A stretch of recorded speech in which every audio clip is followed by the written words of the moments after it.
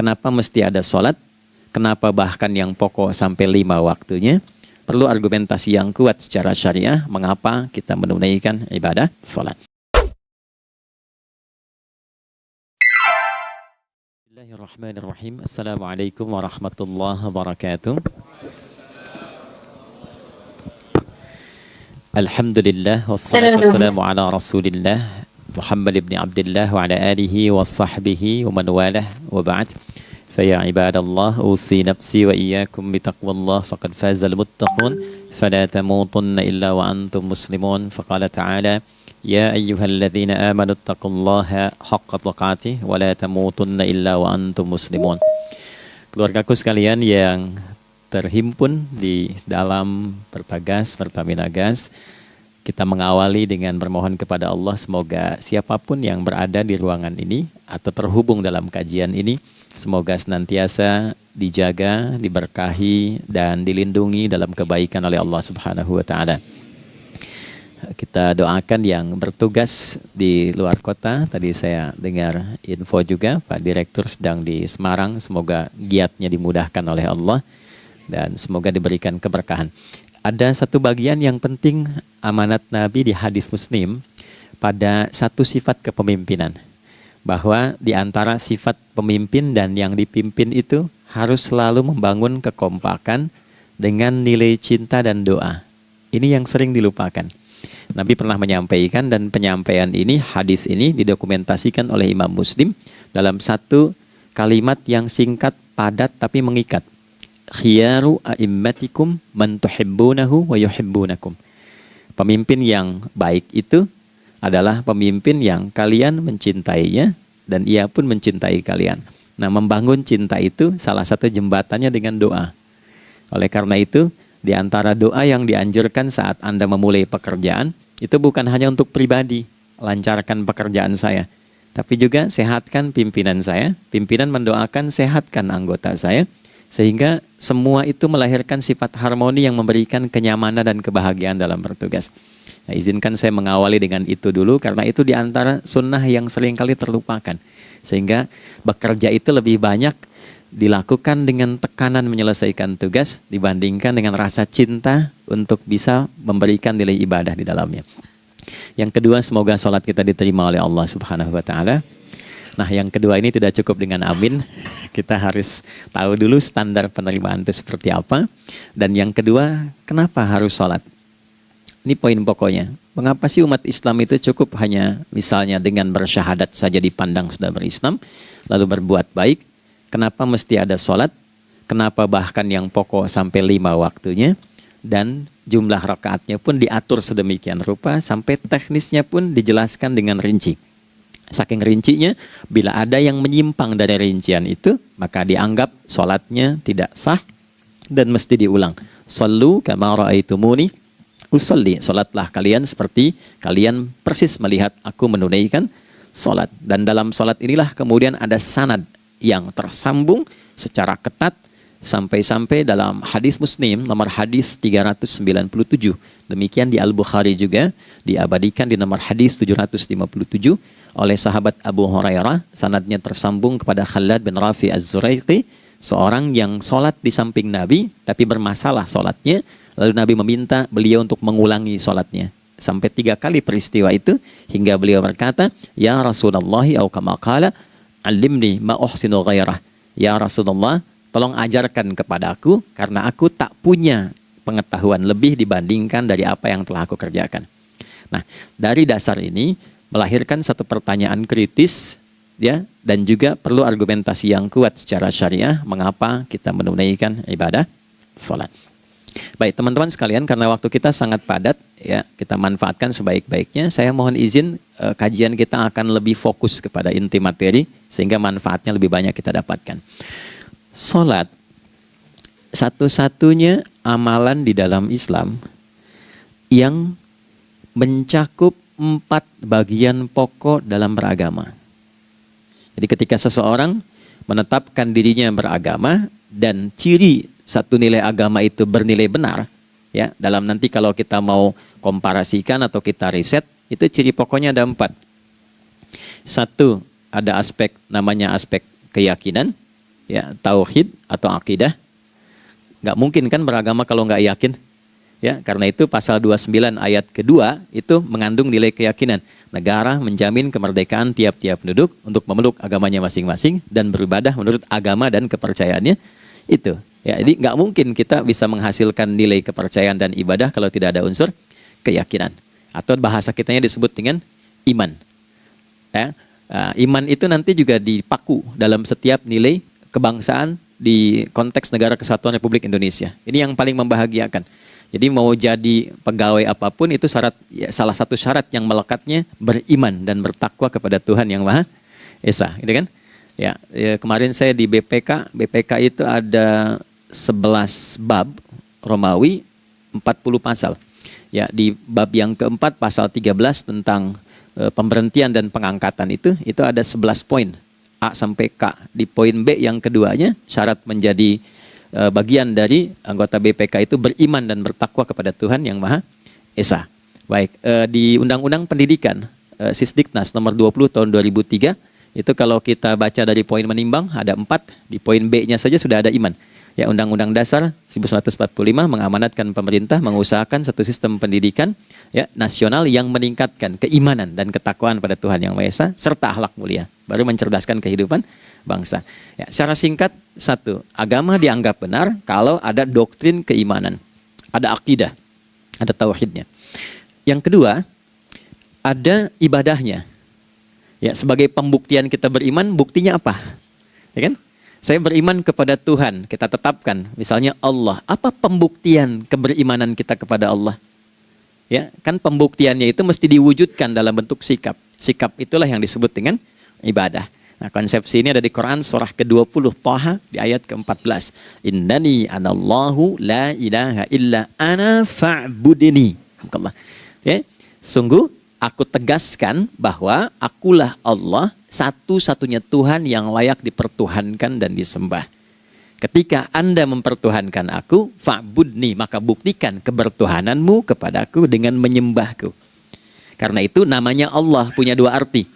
Satu yang dipertuhankan, kan? Ilahun wahid. Yang kedua yang disembah.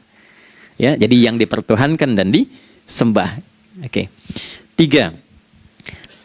Yang ketiga harus punya unsur praktikal atau implementatif dalam interaksi kehidupan. Ya, jadi bukan cuma nyembah Tuhan, bimbingan kehidupannya apa? Implementasi dari ibadah itu.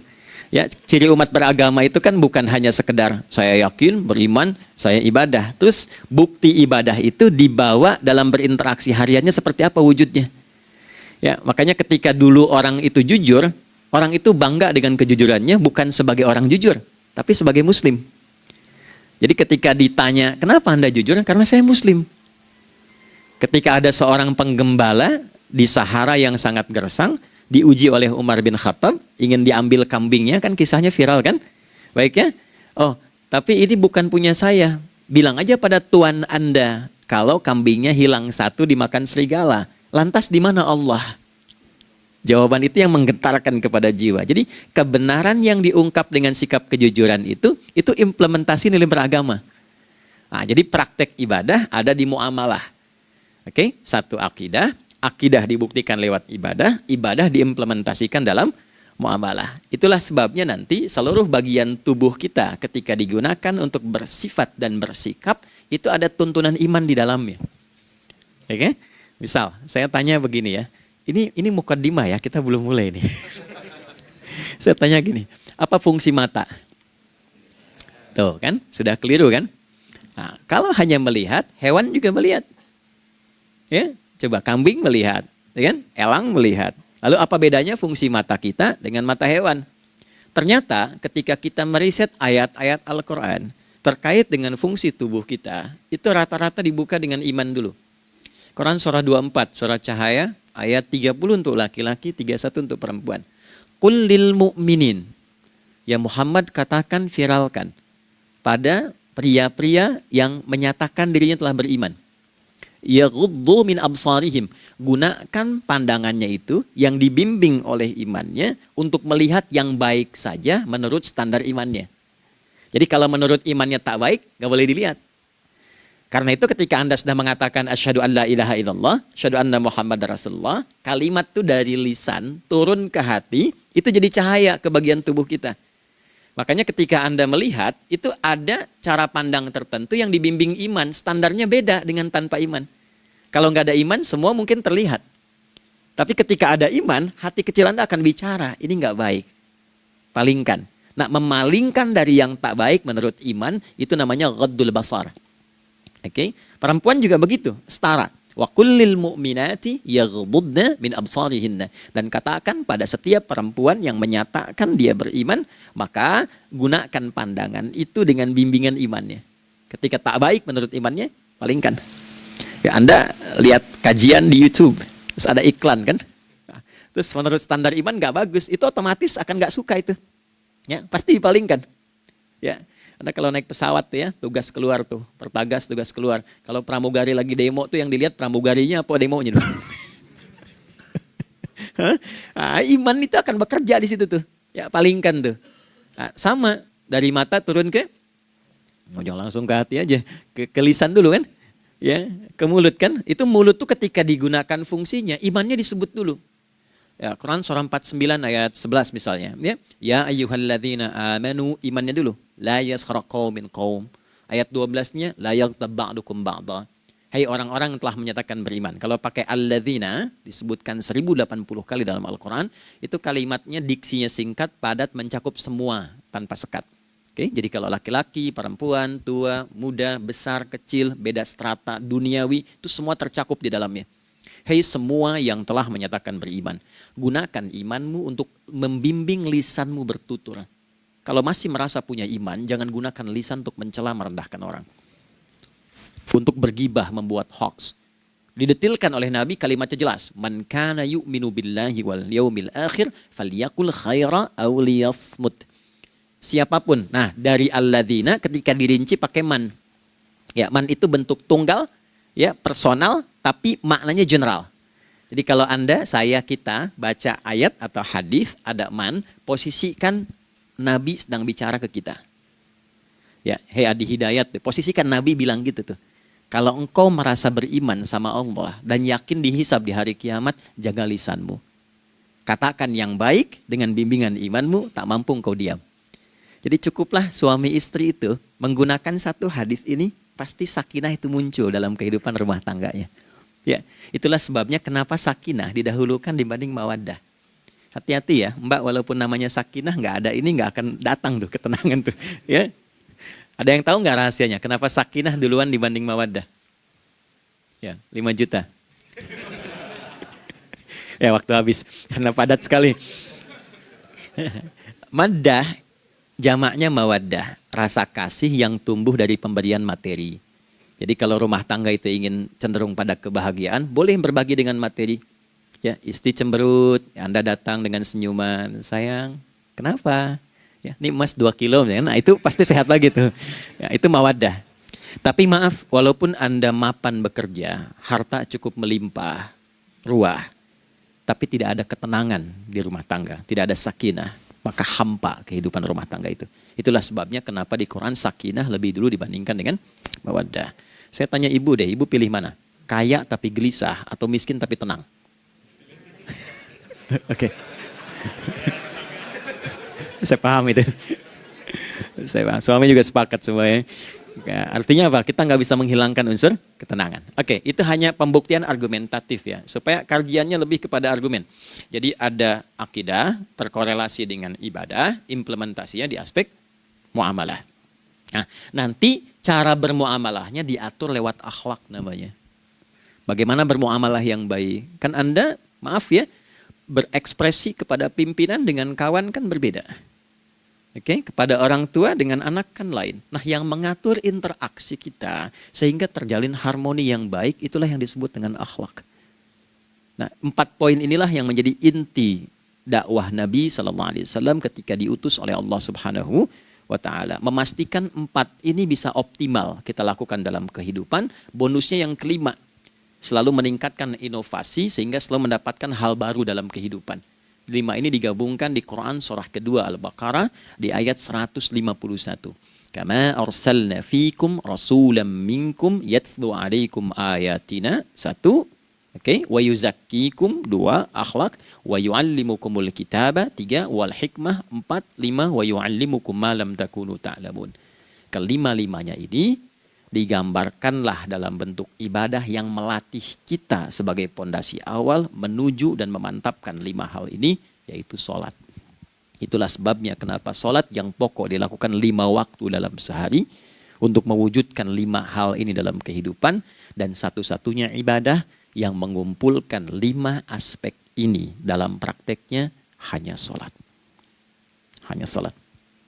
Oke, mari kita detilkan, kita rinci, dan di sini kita akan mulai kajian kita. Yang tadi mukadimah ya. Baik, kita punya 30 menit. Wah, padat sekali. Bismillahirrahmanirrahim. 1. Salat adalah perwujudan iman seorang hamba. Karena itulah kalimat salat pertama kali disebutkan dalam Al-Quran, itu letaknya setelah kalimat iman. Al-Baqarah ayat 3. Alladzina yu'minuna bil ghaibi wa yuqimunas shalah. Orang-orang yang telah menyatakan beriman dan konsisten menjaga imannya. Beda alladzina amanu dengan yu'minun. Amanu telah beriman. Tapi kalau dia komitmen dan konsisten terus menjaga imannya sampai saat dia berpulang pada Tuhannya, maka berubah nanti bentuknya kalau di bahasa Arab jadi mudhari'. Kalau di bahasa Inggris kan tuh punya 3 arti. Present, continuous, and future. Jadi kalaupun sekarang terus berlangsung sampai masa depan pun saya tetap akan beriman. Nah, pembuktian untuk menjaga iman itu pembuktian utamanya pada sholat. Itulah sebabnya satu-satunya amal ibadah dari rukun Islam yang 5 itu, ya, satu-satunya amal ibadah yang disebut iman dalam Al-Quran hanya sholat. Teman-teman boleh buka Quran surah kedua Al-Baqarah di ayat 143. Ya, di pertengahan ke ujung ayatnya. Saya percepat. Wa ma kana Allahu liyudhi'a imanakum. Dan Allah nggak akan pernah menyia-nyiakan sholat seseorang yang dikerjakan karena imannya. Ayat ini turun, ketika ada terjadi pergantian arah kiblat. Dari yang tadinya semula ke Masjidil Aqsa, lalu berputar 180 derajat, beralih ke Masjidil Haram. Nabi sedang berada di luar Madinah. Madinah tempo dulu, wilayahnya nggak seluas cakupan sekarang. Oke, kalau diilustrasikan, area sekitaran Masjid Nabawi sekarang itulah Madinah lah. Di luar itu sudah di luarnya. Nah, Nabi sedang sholat, riwayatnya banyak menyebutkan, ada yang mengatakan zuhur, ada asar, ada maghrib. Di pertengahan itu turunlah Al-Baqarah ayat 144. Qad nara taqalluba wajhika fis sama' falanuwalliyannaka qiblatan tardaha fawalli wajhaka syatral masjidil haram. Maka berputarlah dengan turunnya ayat ini 180 derajat menghadap ke arah Masjid Al-Haram. Problemnya adalah ketika Nabi dan pengiring beliau kembali ke Madinah, area Masjid Nabawi, kan nggak semua masyarakat ikut. Maka virallah informasi itu bahwa kiblat telah beralih ke kiblat awal, yaitu Ka'bah Al-Musyarrafah. Maka penduduk panik pada saat itu. Status sholat kami yang tadi dikerjakan bagaimana? Karena sudah nggak bisa diulang, sudah pindah waktu. Maka turunlah kemudian firman Allah yang Al-Baqarah 143 itu, wa ma kana Allahu liyudhi'a imanakum. Karena engkau mengerjakan sholat itu dengan imanmu, maka Allah nggak menyia-nyiakan imanmu itu. Maksudnya apa? Walaupun arah kiblatnya tidak tahu mengarah kepada sisi yang belum berubah, tetap dihitung pahalanya sempurna karena imannya. Gitu. Nah, ini nanti yang menjadi landasan turunnya Al-Baqarah ayat 115. Walillahil masyriq wal maghrib fa aynama tuwallu fathamma wajhullah. Kalau Anda sedang tugas nanti di lapangan, lalu sulit menemukan arah kiblat. Aplikasi susah karena sinyal nggak masuk misalnya. Oke. Kemudian juga matahari agak remang-remang sehingga sulit untuk terlihat patokannya. Maka dengan keyakinan, dengan iman itu, menghadaplah ke arah yang kita yakini, maka berlakulah Al-Baqarah 115. Di saat itu diterima amal ibadah kita sama dengan yang menghadap kiblat dengan dasar imannya. Oke. Nah, pengertian terbaliknya, mafhum mukhalafahnya, maka Nabi mengatakan, al-farqu bainal mu'min wal kafir tarkus shalah. Beda antara orang yang beriman dengan yang belum beriman adalah pada sholatnya. Jadi kalau ada orang mengatakan sudah beriman dan tidak menunaikan sholat, ini artinya keimanannya belum diakui sepenuhnya oleh Allah Subhanahu wa taala. Jelas ya? Halo, kenapa sedih begini? Maaf, saya terlalu cepat nggak? Enggak ya, baik. Jadi dalam poin ini penting pembedanya di sholat. Itulah sebabnya kenapa dari kecil kan, usia sekian, dari mulai 3 ke arah 7 tahun contohkan. Ya, orang tuanya sholat bentangkan sejadah. Kalau bisa kalau anak sudah mulai suka tuh kasih model sejadah yang anak-anak sukai bentuknya. Ya, dulu ada anak saya senang model mobilan, saya tidak sebutkan supaya tidak endorse gitu ya. Dikasih sejadah dengan pola itu, dia senang tuh ikutin. Kita nggak minta sholat, dia datang sendiri.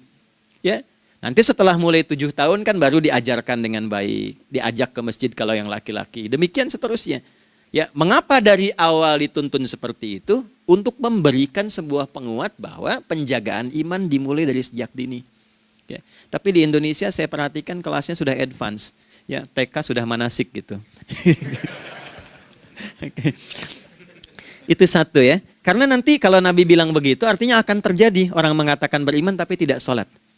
Ya, makanya keras dari awal Nabi katakan bahwa pembeda antara orang yang beriman dengan yang baru klaim beriman itu pada sholatnya. Ya, pada sholatnya. Mengerjakan sholat maka sah status imannya, tidak menunaikan sholat maka bermasalah imannya. Itu poin yang pertama. Yang kedua teman-teman sekalian, ibadah. Kita lanjut ya. Sholat adalah bagian pokok terpenting dari ibadah. Nah, di sini kita akan mulai membuka sedikit rahasia terkait dengan aspek ibadah ini. Teman-teman sekalian, ternyata sholat ini ketika oleh Allah diturunkan dalam Al-Quran, dalam konteks penunaian ibadah, bukan berarti hanya mengkoneksikan atau mengkorelasikan hubungannya dengan iman saja, bukan. Karena saya beriman, saya buktikan ibadah nyembah Allah lewat sholat. Dalilnya Quran surah ke-20 ayat 14. Innani anallah la ilaha illa ana. Aku tegaskan akulah Allah, nggak ada Tuhan yang layak dipertuhankan dan disembah kecuali saya. Fa'budni, kalau Anda telah menyatakan beriman padaku, buktikan keberimananmu dengan menyembah saya dalam ibadah. Bentuknya bagaimana ya Allah? Teruskan ayatnya. Wa aqimis sholata. Tunaikan sholat sebagai bukti ibadah. Itu li dzikri, sebagai zikir kepadaku. Jadi korelasi antara ibadah dengan iman, sudah kita sebutkan dalilnya. Sekarang ibadahnya tersendiri ketika ditunaikan, apa manfaat dari ibadah itu? Mengapa mesti ada 5 waktu? Dan apa turunan manfaatnya dalam kehidupan kita? Kalau kita mengerjakan itu, dampaknya kepada kehidupan kita apa? Nah, inilah indahnya di dalam Islam, dijelaskan dalilnya, diberikan contohnya, diberikan alasannya, dan yang paling indah, diberikan penjelasan dengan detail tentang manfaat-manfaatnya. Ini tidak ditemukan di dalam konsep keyakinan manapun. Kalau teman-teman boleh mau riset silahkan. Ada nggak satu keyakinan agama tertentu yang dari ibadahnya tuh diatur? Cara memulainya, bacaannya, detailnya, manfaatnya, waktunya, sampai dengan hasilnya, sampai kiamatnya. Ini menunjukkan bukan karya manusia. Bukan karya manusia. Kalau karya manusia setiap orang bisa buat itu. Ya, ketika ini menunjukkan bukan karya manusia, maka pertanyaannya dengan cara apa lagi Allah memberikan pembuktian pada kita bahwa Ia Tuhan yang hak yang harus kita sembah. Nah, kalau sudah paham, mari kita rincikan turunan tentang sholat ini. Kita mulai satu-satu teman-teman sekalian dari waktu sholat. Seperti kita ketahui waktu sholat ada 5. Tapi yang sering kita dapati dari yang 5 ini tidak semua orang mengetahui tentang makna dari nama dan pembagian di waktu ini. Yuk kita mulai rincikan. Sholat yang pertama namanya apa? Gak usah khawatir menang gak dapat hadiah kalau benar. Salah juga keterlaluan. Oke, 1 subuh. Dia satu-satunya nama sholat yang punya 2 nama ya. Subuh dan fajar. Oke, Pak Fajar, Pak waktu sholat. 2, zuhur. 3, asar. 4, maghrib. 5, isya. Oke, rumus hitungannya 24, 4, 3, 4. Ya. Rumus bilangannya 24, 4, 3, 4. Kalau mau tanya nomor koneksi dengan Allah, 24, 4, 3, 4, 2 subuh, 4 zuhur, 4 asar, 3 maghrib, 4 isya. Oke, pertanyaannya, apa artinya nama itu? Selama ini jangan-jangan kita hanya tahu namanya tapi tidak memahami maknanya.